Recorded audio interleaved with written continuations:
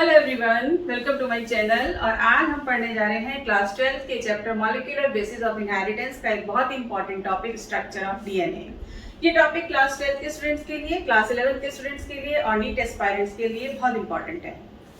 Class 12 के जो board exams होते हैं और जो नीट का जो क्वेश्चन पेपर आता है वो सब एनसीईआरटी बुक से ही क्वेश्चन आते हैं, तो मेरी कोशिश रहेगी कि मैं एनसीईआरटी बुक को ही फॉलो करूँ। DNA DNA acts as genetic material in most of the organisms, whereas RNA acts as a genetic material only in some viruses. Now the question is, where is DNA found actually? You know that all of the living organisms are made up of cell. All living organisms have a cellular organization and they are made up of cell, like this is cell. Inside the cell there is nucleus, and in this nucleus there are chromosomes found, and inside the chromosomes the DNA is packed with the help of some histone proteins and non-histone proteins. So I hope that this is clear. Where is DNA found? Now what is DNA? What is DNA? DNA is actually a polynucleotide. Polynucleotide is a polymer and it is made up of a number of deoxyribonucleotides.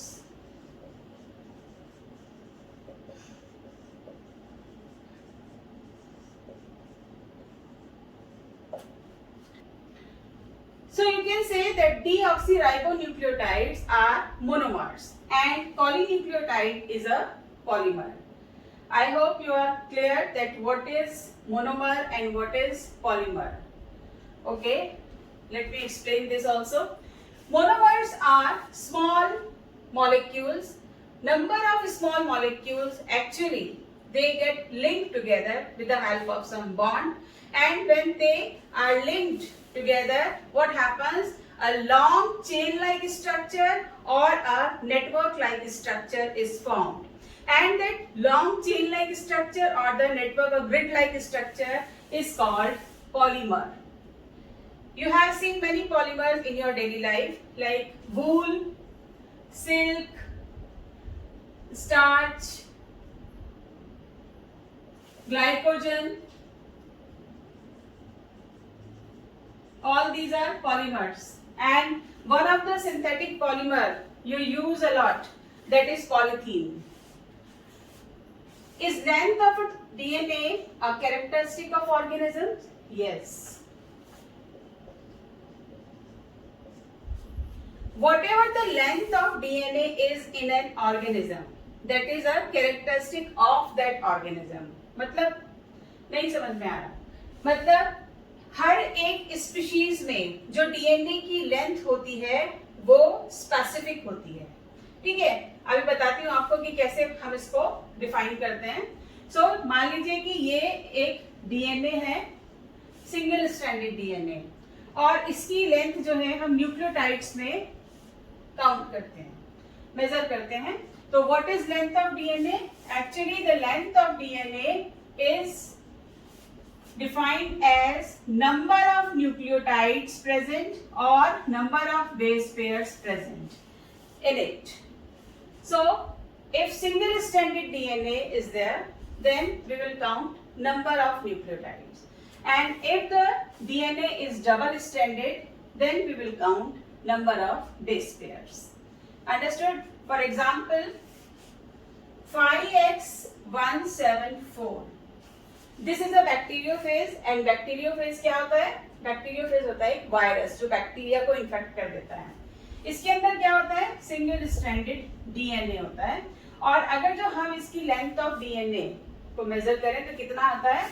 It is 5386 nucleotides. अभी आपको पता चल जाएगा कि nucleotides क्या होते हैं। ये आपको ये फिगर आपको लर्न करनी है, ठीक है। देन बैक्टीरियोफेज लैम्डा,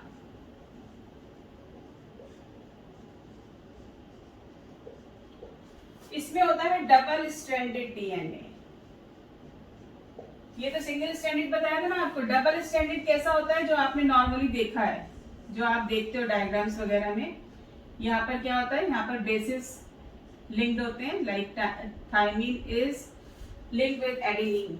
तो नंबर ऑफ बेस पेयर्स जो है हम वो काउंट कर लेते हैं। तो कितना हो जाएगा, 48,502 बेस पेयर्स। इसके बाद है ई कोलाई। इसमें भी डबल स्ट्रैंडेड डीएनए होता है और इसकी लेंथ होती है 4.6 into 10 to the power 6 base pairs. Haploid content of human DNA. Human DNA कैसा होगा, डबल स्ट्रैंडेड होगा, यूकैरियोटिक एडवांस्ड ऑर्गेनिज्म है। तो इसका कितना होता है length, 3.3 into 10 to the power 9 base pairs। और अगर आपको हैप्लॉइड का नहीं करना है, आपको पता करना है डिप्लॉइड की लेंथ, तो इसको डबल कर दो, 6.6 into 10 to the power 9 base pairs answer होगा। यानी कि लेंथ ऑफ डीएनए कितनी हो जाएगी, 6.6 into 10 to the power 9। Nucleotides क्या होते हैं, न्यूक्लियोटाइड्स ऐसे कॉम्प्लेक्स स्ट्रक्चर होते हैं जो नाइट्रोजनस बेसिस, शुगर और फॉस्फेट से बनते हैं। ठीक है, नाइट्रोजनस बेसिस और शुगर ये जब कंबाइन हो जाते हैं आपस में तो बनते हैं न्यूक्लियोसाइड्स। अब नाइट्रोजनस बेसिस जो है वो दो टाइप के होते हैं, एक है प्यूरीन्स और दूसरा है pyrimidines. Purines and pyrimidines, as you can see the structure here, ये प्यूरीन्स एडेनिन एंड ग्वानिन, ये pyrimidine cytosine, thymine and uracil. ध्यान से देखोगे तो कुछ ना कुछ स्ट्रक्चर में डिफरेंस दिखाई देगा। यहाँ पर आप देखो एडेनिन के अंदर दो साइक्लिक रिंग है। There are two cyclic rings in adenine and guanine. It means that the purines have two cyclic rings, whereas pyrimidines have single cyclic ring, and these cyclic rings are made up of carbon and nitrogen. Okay, so adenine having two cyclic rings, guanine having two cyclic rings, cytosine has a single cyclic ring, thymine single and single. Adenine, guanine, cytosine, these are common in both DNA and RNA, whereas thymine is found only in DNA and uracil is found only in RNA. Understood? अब अगर जो आप ध्यान से देखोगे तो thymine और uracil इन दोनों का स्ट्रक्चर आपको काफी कुछ एक जैसा लग रहा होगा, है ना। तो सिमिलैरिटी कहां पर है, अब देखो दोनों के स्ट्रक्चर बिल्कुल सेम है। यहां पर क्या है, थायमीन में ये मिथाइल ग्रुप ऐड हो गया, ये first carbon, second, third, fourth, fifth. तो फिफ्थ पोजीशन पर क्या है, मिथाइल ऐड हो गया। तो यहां पर आप क्या कह सकते हो कि थायमीन का एक दूसरा केमिकल नेम क्या है, 5 मिथाइल यूरेसिल। और ये आपकी एनसीईआरटी बुक में दिया है, ये आपके एमसीक्यूज में भी आ सकता है और ये आपका 1 मार्क क्वेश्चन में भी आ सकता है। अब है नेक्स्ट शुगर। अब क्योंकि न्यूक्लियोटाइड की बात कर रहे हैं हम, तो न्यूक्लियोटाइड डीएनए में भी होता है और आरएनए में भी होता है, तो हम यहाँ पर दोनों ही शुगर जो है वो डिस्कस कर लेते हैं। शुगर कैसी होती है, पेंटोज शुगर। और इस पेंटोज शुगर को ड्रॉ करने के लिए हमें क्या ड्रॉ करना पड़ेगा, एक पेंटागन ड्रॉ करना पड़ेगा। ये फंक्शनल ग्रुप हो गया। यहाँ पर क्या है, हाइड्रोक्सिल ग्रुप, ये हाइड्रोजन बोथ साइड, यहाँ ये थर्ड कार्बन हाइड्रोजन हाइड्रोक्सिल, ये फोर्थ कार्बन, और फोर्थ कार्बन के साथ यहाँ पर क्या है, CH2OH, और यहाँ पर है हाइड्रोजन। ठीक है, इसको हम बोलते हैं furan structure.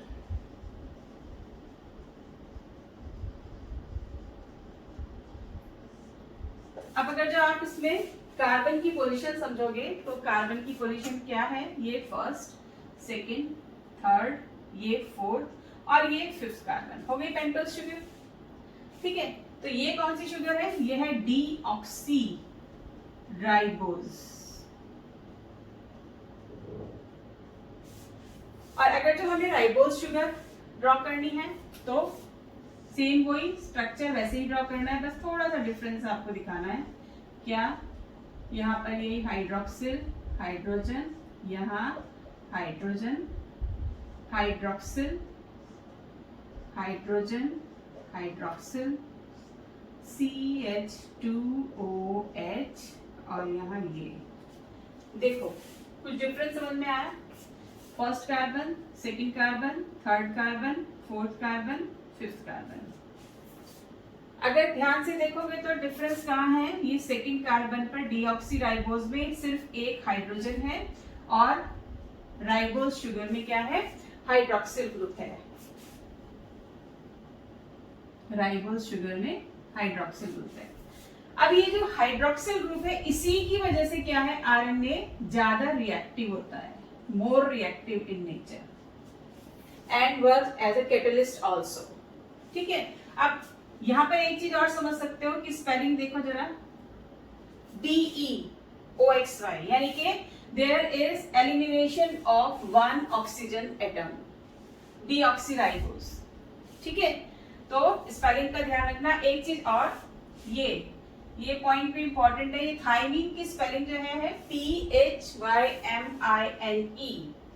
whereas one more spelling THIAMINE. You can be confused by this spelling.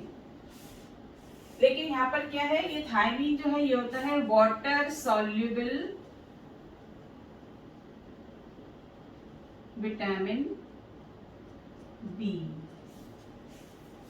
ठीक है, तो आपको स्पेलिंग का ध्यान रखना है। यहाँ पर आप लिखोगे THYMINE for nitrogenous base found in DNA।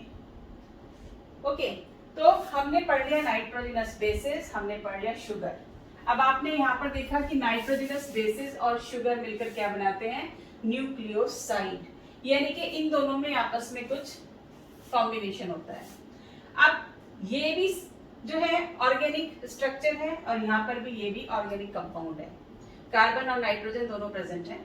तो अब आपको कंफ्यूजन हो सकता है कि हमें ये कहाँ पर ऐड करना है। एक्चुअली क्या है, ये जो प्यूरीन्स और पाइरिमिडीन्स हैं वो इस पेंटोज शुगर में कहाँ पर ऐड होते हैं? इस पोजीशन पर, फर्स्ट कार्बन पर ऐड होते हैं। जहां जहां पर हाइड्रोक्सिल ग्रुप है डीऑक्सीराइबोज शुगर में, वहीं पर कोई दूसरा स्ट्रक्चर आकर, जैसे कि क्या हो सकता है? यहाँ पर नाइट्रोजनस बेस ऐड होगा, यहाँ पर फॉस्फेट ग्रुप ऐड होगा और यहाँ पर क्या है? दूसरा न्यूक्लियोटाइड जो है वो ऐड हो जाएगा, क्योंकि पॉलीन्यूक्लियोटाइड चेन बनानी होती है ना, इसलिए। तो अब अगर जो हम इसको प्यूरीन और पाइरिमिडीन अगर पेंटोज शुगर के साथ ऐड होते हैं तो क्या होगा? यहाँ पर कंफ्यूजन हो जाएगा कि ये कौन सी पोजीशन है। तो अब क्या करते हैं, इसमें डिफरेंशिएट करने के लिए हम इसको बोलते हैं ये 1 प्राइम पोजीशन है कार्बन की, ये 2 प्राइम, ये 3 प्राइम, ये 4 प्राइम और ये 5 प्राइम। समझ आया? तो डीएनए और आरएनए में जब नाइट्रोजनस बेस के साथ शुगर ऐड होता है तो बनता है न्यूक्लियोसाइड, और न्यूक्लियोसाइड के साथ जब फॉस्फेट लिंक हो जाता है तो बनता है न्यूक्लियोटाइड। अब आपको पता है डीएनए के अंदर 4 नाइट्रोजनस बेसिस होते हैं and they are adenine, guanine, cytosine and thymine. तो एडेनिन जब डीऑक्सीराइबोज शुगर के साथ डीएनए में लिंक होता है तो बनता है न्यूक्लियोसाइड डीऑक्सी एडिनोसिन। ग्वानिन के साथ डीऑक्सीराइबोज बनाता है डीऑक्सी ग्वानोसिन। साइटोसिन के साथ डीऑक्सीराइबोज बनाता है डीऑक्सी साइटिडीन, और डीऑक्सीराइबोज थाइमिन के साथ बनाता है deoxy thymidine. So these are the names of nucleosides found in DNA. RNA में थाइमिन नहीं होता और थाइमिन की जगह क्या होता है? यूरेसिल। तो आरएनए में डीऑक्सी वर्ड यहाँ पर ये नहीं लगेगा, क्योंकि शुगर कैसी है? राइबोज टाइप की। तो एडेनिन और राइबोज मिलकर बनाते हैं एडिनोसिन। ये एडिनोसिन तो हमने भी पढ़ा था, कहाँ पढ़ा था? Energy currency of the cell, ATP में। एटीपी की फुल फॉर्म है एडिनोसिन ट्राइफॉस्फेट, तो यहाँ पर आ जाएगा ये वही एडिनोसिन है। ग्वानिन और ribose they combine together and synthesize guanosine. Cytosine and ribose, they get combined together and make cytidine. Uracil और राइबोज मिलकर बनाते हैं यूरिडीन. अब देखो ये सब न्यूक्लियोसाइड्स हैं. अब अगर जो मैं आपसे पूछूं, एक क्वेश्चन है, select the odd one out. Out of adenosine, guanosine, cytosine and uridine.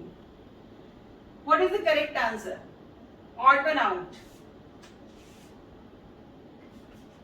Yes. Uridine. Uridine होगा आंसर. देखो ये क्या है, एडिनोसिन, guanosine, साइटोसिन और यूरिडीन. ऐसा लग रहा है ना कि ये न्यूक्लियोसाइड्स हैं. अब देखो एडिनोसिन है, guanosine भी है, यूरिडीन भी है, साइटोसिन क्या है, साइटोसिन है नाइट्रोजनस बेस. तो ऑड वन आउट क्या है, ये. ठीक है. अब आपने न्यूक्लियोसाइड्स पढ़ लिए. न्यूक्लियोसाइड्स के अंदर फॉस्फेट ऐड होता है तो क्या बनता है, ये सब एसिडिक न्यूक्लियोटाइड्स बन जाते हैं. डीऑक्सी एडिनोसिन के साथ फॉस्फेट हो गया, बना deoxy adenylic acid, deoxy guanylic acid, deoxy cytidylic acid, deoxy thymidylic acid. और आरएनए में जो न्यूक्लियोटाइड्स हैं they are adenylic acid, guanylic acid, cytidylic acid and uridylic acid. So I hope now you have understood the formation of nucleoside and nucleotide. अब यहाँ पर आपको इससे एक बात समझ आ गई होगी कि न्यूक्लियोटाइड्स बनने में फॉस्फेट ऐड हुआ. तो देखो यहाँ पर जो न्यूक्लियोटाइड्स बने सब एसिडिक है नेचर में. तो इसीलिए डीएनए और आरएनए कैसे होते हैं, एसिडिक होते हैं नेचर में. और फॉस्फेट की वजह से ही डीएनए नेगेटिवली चार्ज्ड भी होता है. ठीक है.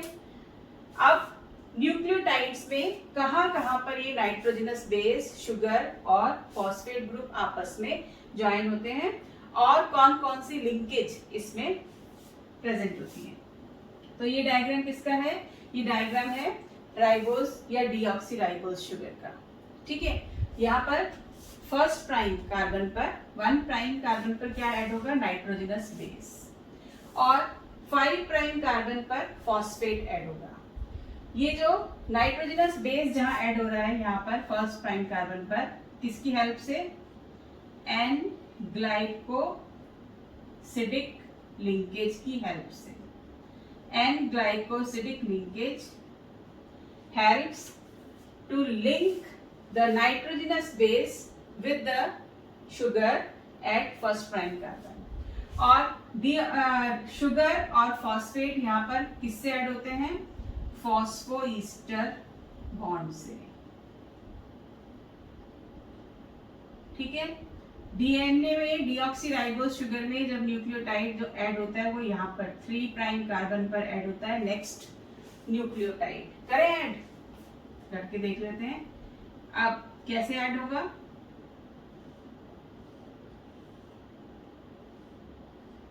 ये क्या है, यहाँ पर फॉस्फेट था ना, 5 प्राइम पर फॉस्फेट.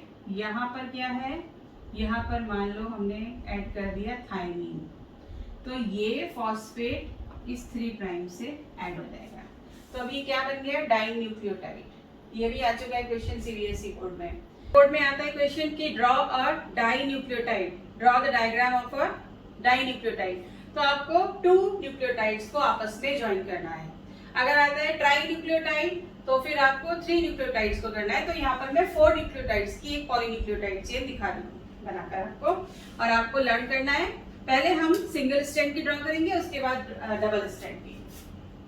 देखो ये क्या है, pentose sugar, deoxyribose pentose sugar. इसके बाद हम यहाँ क्या ड्रॉ करते हैं, 1 प्राइम पर यहाँ पर हम ड्रॉ करते हैं एक नाइट्रोजनस बेस, मान लो एडिनिन है. ये 2 प्राइम, 3 प्राइम, 4 प्राइम, 5 प्राइम पर क्या ऐड होता है, 5 प्राइम पर ऐड होता है फॉस्फेट ग्रुप. ठीक. अब जो नेक्स्ट न्यूक्लियोटाइड इसके साथ ऐड होगा वो कहाँ होगा, वो 3 प्राइम एंड पर होगा और वो फॉस्फेट के साथ ऐड होगा. तो पहले हम एक न्यूक्लियोटाइड और ड्रॉ कर लेते हैं.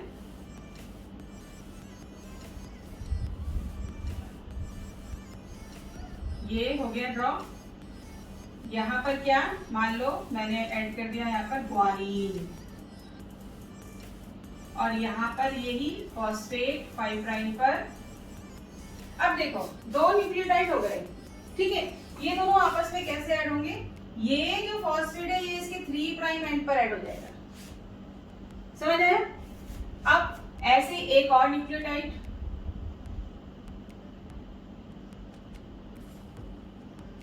ये 12th क्लास के जो स्टूडेंट्स हैं उन्हें ड्रॉ करना आना चाहिए, और नीट वाले जो स्टूडेंट्स हैं उन्हें पता होना चाहिए, उनको ड्रॉ करने के लिए तो आएगा नहीं। साइटोसिन और यहाँ पर फॉस्फेट, कहाँ ड्रॉ करूं, फॉस्फोडाइस्टर बॉन्ड ये 3rd प्राइम पर। क्लियर, एक और ड्रॉ कर लेते हैं।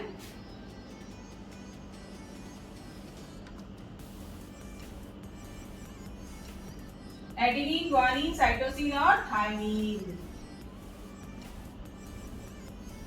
ठीक। यहाँ पर ये हो गया फॉस्फेट, और ये 3 प्राइम के साथ इसको ऐड कर दिया। ओके, अब देखो यहाँ पर ये एक पॉलीन्यूक्लियोटाइड चेन बन गई। अब अगर जब देखें तो इसमें कौन सा एंड फ्री है, ये तो नहीं होगा, इस पे तो OH ग्रुप था ही नहीं, तो ये वाला जो एंड है ये 3 प्राइम एंड इस डायरेक्शन में यहाँ पर ये फ्री है, और ऊपर लास्ट में कहाँ पर कौन सा एंड फ्री है, ये तो है ही नहीं, ये वाला एंड जो है इस फॉस्फेट के साथ ऐड हो गया। तो आप कह सकते हो कि यहाँ पर ये फॉस्फेट जो है वो 5 प्राइम एंड पर जो है वो फ्री है, दिस इज 5 प्राइम एंड। तो अब आप समझ सकते हो कि जो पॉलीन्यूक्लियोटाइड चेन है ये क्या है, 3 प्राइम टू 5 प्राइम ऐसे रन कर रही है। अब हमें इसके पैरेलल एक दूसरी पॉलीन्यूक्लियोटाइड चेन ड्रॉ करनी है, तो उसका एक तरीका मैं बताती हूँ आपको, इजी तरीका, जिससे कि आपको कोई कंफ्यूजन ना हो ड्रॉ करने में। देखो पहले तो ये है कि हमें कॉम्प्लीमेंटरिटी रूल जो है वो फॉलो करना है। डीएनए में थायमीन एडेनिन के साथ ऐड होता है, ग्वानिन साइटोसिन के साथ, ठीक है। तो मैं पहले क्या करती हूँ, इसके एडिशन के लिए यहाँ पर नाइट्रोजनस बेस ड्रॉ कर देती हूँ। ये मान लो थायमीन के साथ एडेनिन होगा, साइटोसिन के साथ ग्वानिन होगा, ग्वानिन के साथ साइटोसिन होगा, और एडेनिन के साथ थायमीन होगा, ठीक है। अब इस एडेनिन जो है ये 1st प्राइम पर होता है, तो उसी हिसाब से मैं ड्रॉ करूंगी। यहाँ पर ये मैंने क्या ड्रॉ करा,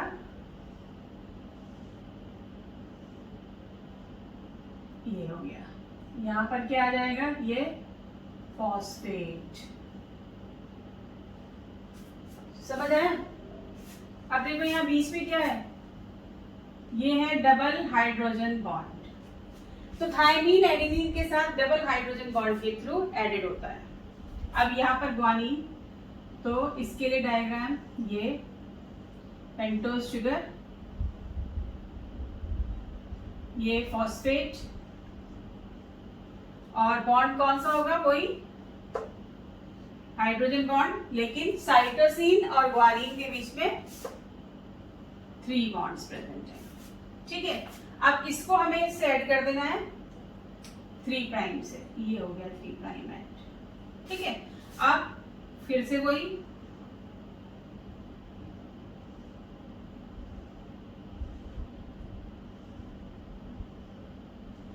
ये हो गया हमारा। अब यहाँ पर क्या ऐड करेंगे, फॉस्फेट, इस फॉस्फेट को यहाँ 3 प्राइम से ऐड कर दो, ठीक।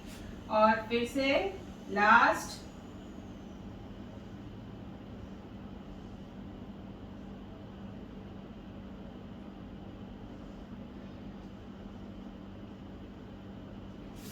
इसको यहाँ ऐड कर देंगे, और इन दोनों के बीच में कौन सा बॉन्ड, ये हो गया ट्रिपल बॉन्ड, ये डबल बॉन्ड। अब देखो ये बन गई हमारी डबल स्ट्रैंडेड पॉलीन्यूक्लियोटाइड चेन, ठीक है। अब ये वाली जो चेन है वो इस तरीके से रन कर रही है, देखो ये वाली जो है वो ऐसे रन कर रही है, ये वाली चेन, और ये पॉलीन्यूक्लियोटाइड चेन ऐसे रन कर रही है। तो यहाँ पर हमारे को फ्री एंड क्या दिखाई देगा, ये 5 प्राइम इधर, और यहाँ पर 3 प्राइम इधर, तो समझ आया। तो इसका मतलब क्या है कि both of the strands of DNA are parallel to each other, parallel भी क्या, एंटी पैरेलल, ठीक है, anti parallel, complementary and they run in the opposite direction. तो ये अगर ये 5 प्राइम एंड है तो यहाँ पर फ्री एंड कौन सा है, 3 प्राइम। यहाँ पर 3 प्राइम एंड है तो यहाँ पर 5 प्राइम एंड फ्री है। ठीक है, तो इस तरीके से हमें ये पॉलीन्यूक्लियोटाइड चेन ड्रॉ करनी है। अब ये मैंने पॉलीन्यूक्लियोटाइड चेन ड्रॉ की, इसमें कौन कौन से बॉन्ड्स हैं? बॉन्ड्स तो आपको पता है, आपको पता ही है ये कौन सा बॉन्ड है, यहाँ पर ऐसे ही बताते हैं, ये एन ग्लाइकोसिडिक बॉन्ड,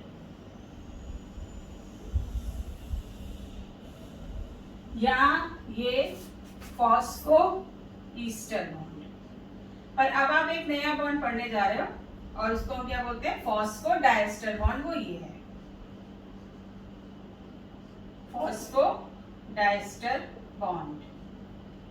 ठीक है, अब मान लो आपसे पूछा जाता है कि there are 4 nucleotides which are joint to make a polynucleotide chain. How many phosphodiester bonds will be there among the 4 nucleotides? तो कितने होंगे? 3 होंगे, एक ये 1, एक ये 2 और एक ये 3। क्लियर? ये क्वेश्चन भी आ सकता है आपका। अब आपकी बुक में, एनसीईआरटी बुक में एक चीज और लिखी है कि एक पॉलीन्यूक्लियोटाइड चेन जो है उसकी जो बैकबोन है वो बनी होती है, backbone is formed by phosphate and sugar. तो इसका मतलब क्या है, हम इसकी बात कर रहे हैं, ये फॉस्फेट और ये शुगर, ये जो है यहाँ पर ये बैकबोन बनाते हैं इस पॉलीन्यूक्लियोटाइड चेन की। ठीक, और यहाँ से ये the nitrogenous bases project out from this polynucleotide chain. तब आप क्या बताओगे, ये है पॉलीन्यूक्लियोटाइड चेन डबल स्ट्रैंडेड। ठीक है, ये ऐसे नहीं लग रहा जैसे ये लेडर है और लेडर में यहाँ पर ये रंग्स है। ठीक, तो यहाँ पर क्या है, backbone is made by ribose sugar, deoxyribose sugar and the phosphate, या pentose sugar and the phosphate, and the nitrogenous bases project from the backbone inwards। चलो जरा अब एक क्वेश्चन का आंसर दो। अगर किसी पॉलीन्यूक्लियोटाइड चेन में 69 फॉस्फोडाइस्टर बॉन्ड्स हैं तो उसमें कितने न्यूक्लियोटाइड होंगे? How many nucleotides are there in a polynucleotide chain if the polynucleotide chain has 69 phosphodiester bonds? क्या होगा answer? 70 nucleotide. Friedrich Miescher in 1869 identified acidic substance in nucleus of pus cells। pus cells तो सुना होगा आपने, जब कोई injury हो जाती है, कोई वुंड हो जाता है तो वहां पर कुछ सेल्स डेवलप हो जाती हैं। ठीक है, तो वो जो पस सेल्स होती हैं, उन पस सेल्स में जो न्यूक्लियस है उसके अंदर फ्रेडरिक बिशर ने क्या सब्सटेंस देखा कि there is a substance acidic substance, और उन्होंने उसको नाम दिया न्यूक्लिन का। ये भी बहुत इंपॉर्टेंट है, न्यूक्लिन। अब इन्होंने आइडेंटिफाई तो कर लिया but he could not isolate that material, why? Because of technical limitations. ठीक है, क्योंकि उस टाइम पर टेक्नोलॉजी इतनी ज्यादा एडवांस नहीं थी। सेकंड है, इसके बाद 1953 में, in 1953 James Watson and Francis Crick, कब? इन 1953 इन दोनों ने एक डबल हेलिक्स मॉडल दिया डीएनए का, जो आपको पता है इस टाइप का मॉडल होता है, जो डबल हेलिक्स मॉडल। ठीक है, कि जो डीएनए है वो डबल स्ट्रैंडेड है और उसमें हेलिक्स बन जाते हैं। ठीक, तो propose a very simple but famous double helix model of DNA. अब ये डीएनए का मॉडल कैसे दिया? It was based on X-ray diffraction data, और ये एक्सरे डिफ्रैक्शन डेटा किसी और साइंटिस्ट ने प्रोड्यूस किया था। It was produced by Morris Wilkins and Rosalind Franklin. अब इस मॉडल की एक यूनिक बात क्या थी, एक इंपॉर्टेंट कैरेक्टरिस्टिक क्या था कि one of the hallmarks of their preposition was base pairing. इन्होंने बेस पेयरिंग बताई कि इन दोनों स्ट्रैंड्स के बीच में बेस पेयरिंग होती है, और वो बेस पेयरिंग पहले कौन ऑब्जर्व कर चुका था? अरविंद जारगैफ। उनके अकॉर्डिंग क्या था कि एडेनिन और थायमीन का जो रेशियो होता है, the ratio between adenine and thymine and the ratio between cytosine and guanine remains constant and equal. तो base pairing is based on the rule of complementarity, according to which one purine binds with one pyrimidine। आपने purines पढ़े, adenine और guanine होते हैं, pyrimidine DNA में होते हैं, cytosine and thymine. तो क्या रूल बना कि adenine will be linked with thymine and guanine will be linked with cytosine। और आपने यही पढ़ा है, आपने तो अभी पॉलीन्यूक्लियोटाइड चेन भी बनाई है, उसमें हमने क्या किया था, थायमीन और एडेनिन के बीच में 2 हाइड्रोजन बॉन्ड्स बनाए थे। तो this complementarity rule gives unique property to the polynucleotide also। ठीक है? So we can say that if we know the sequence of bases on one strand of DNA like this, we can easily predict the sequence of base on other strand। Okay, you just tell me what will be the sequence here. Guanine binds with cytosine, cytosine binds with guanine, adenine with thymine, thymine with adenine, thymine with adenine, guanine, guanine with cytosine, cytosine with guanine and cytosine with guanine। So we can easily predict the sequence of bases on other strand because of complementarity rule। Also during the process of DNA replication, each strand of DNA acts as template। Like this is a double stranded DNA, we know the sequence over it। Okay, both of these strands they become template strand।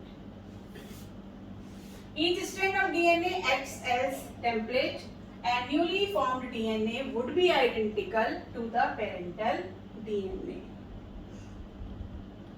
When you will study DNA replication process, then you will be able to understand that what I want to say right now। So according to this rule, A binds with thymine and guanine binds with cytosine। We can also say that A upon T is equal to G upon C, or A plus T upon G plus C is constant। ठीक है, या आप कह सकते हो कि ratio between adenine और thymine and guanine and cytosine is constant. ऐसे भी कह सकते हो कि एडेनिन और ग्वानिन जो है, जो प्यूरिन्स हैं, उनका अमाउंट एक डीएनए के अंदर उतना ही होगा जितना पायरिमिडीन्स होते हैं, साइटोसिन एंड थायमीन। तो let us discuss some questions related with this topic. If adenine makes 30% of the DNA molecule, what will be the percentage of thymine, guanine and cytosine in it? ये NEET के question का भी है और ये आपका CBSE class 12 board में भी आ सकता है। तो एडेनिन 30%, अब थायमीन, एडेनिन के साथ क्या बाइंड होता है? थायमीन। तो एडेनिन है 30%, तो थायमीन भी 30%, है ना?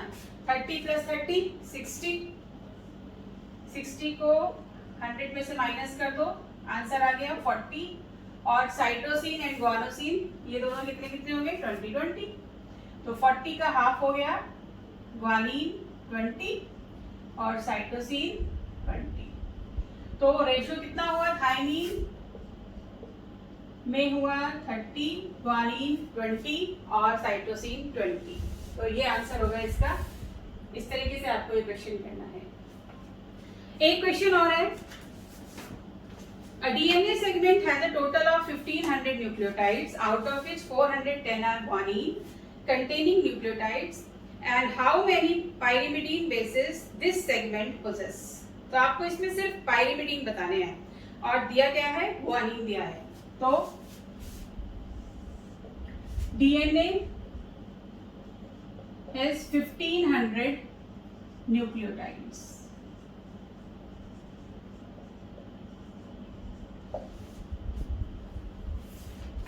और ग्वानिन 410। तो ग्वानिन 410 है तो साइटोसिन भी 410 होगा। कितना हो गया? 820। 300 माइनस 820 कितना होगा?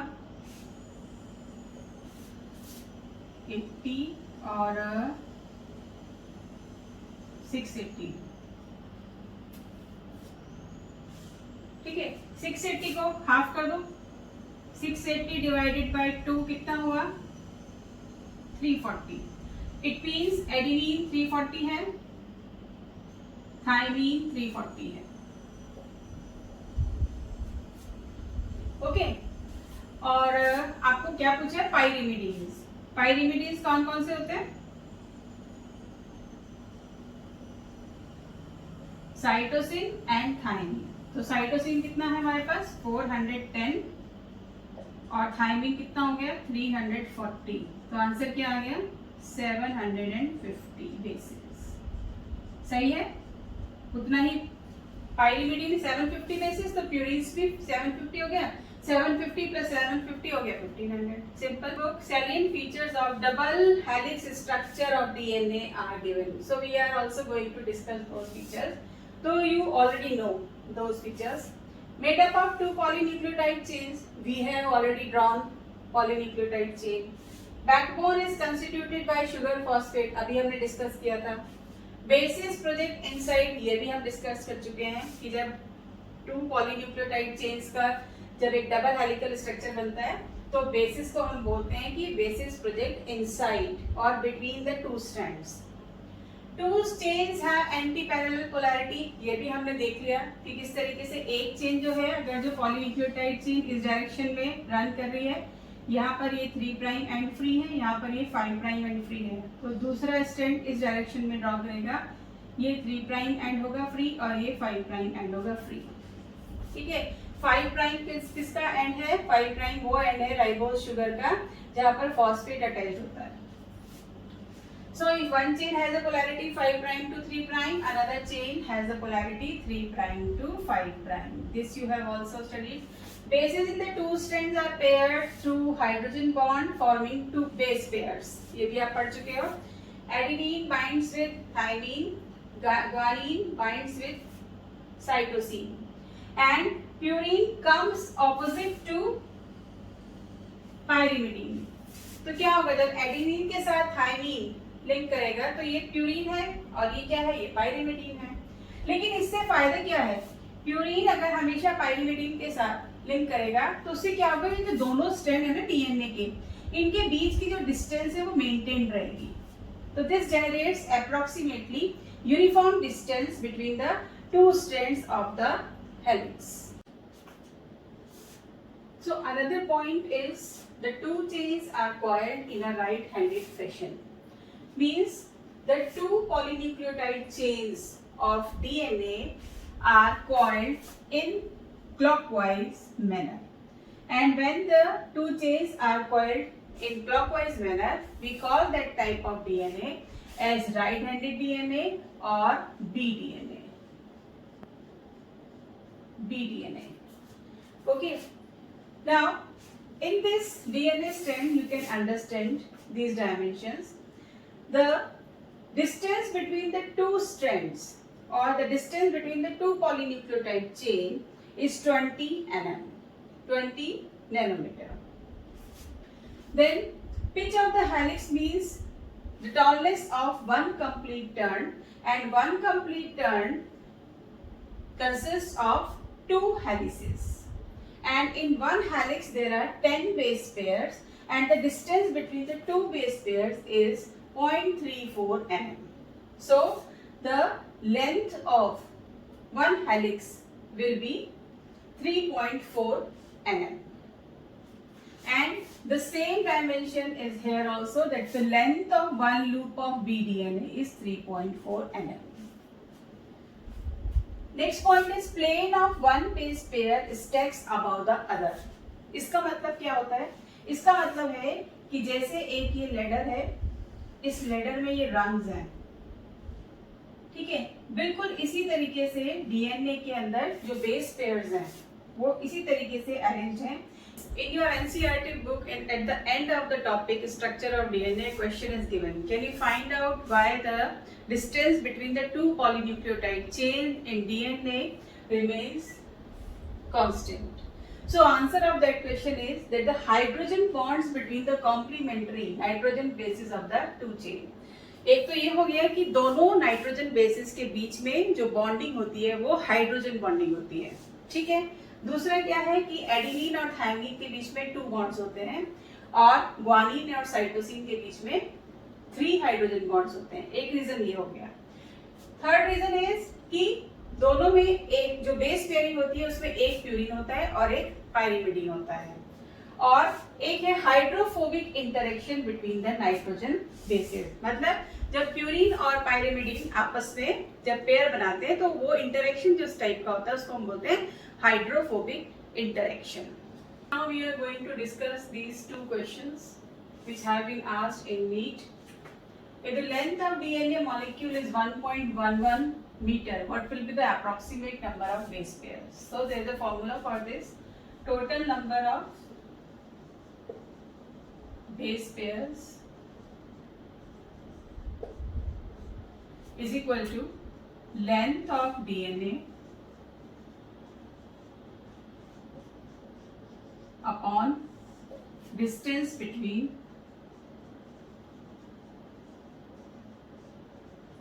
two base pairs.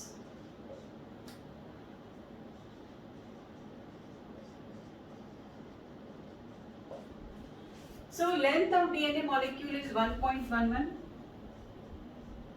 and you know it is given in meters. So distance between the two base pairs will also be taken in meters, that is 0.34 into 10 to the power minus 9. So now the answer will be 111 upon 34. It will be nearly 3.26 into 10 to the power 9. So total number of base pairs will be 3.26 into 10 to the power 9, or you can say 3.3 into 10 to the power 9.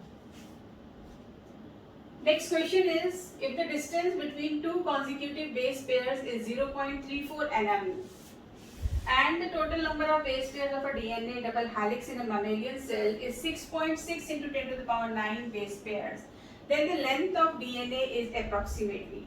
So now the length of DNA will be number of base pairs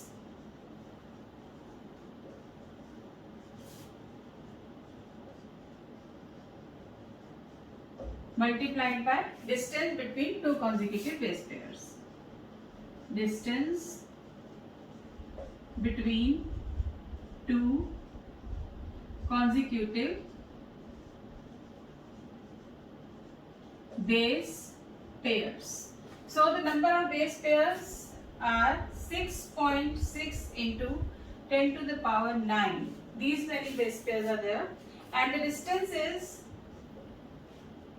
it is given in meter, so 3.34 into 10 to the power minus 9, 2.244. So answer will be 2.2 meter. 0.34, it is given here in nm. We have converted this into the meter by multiplying this with 10 to the power minus 9. So 2.244, so answer is 2.2.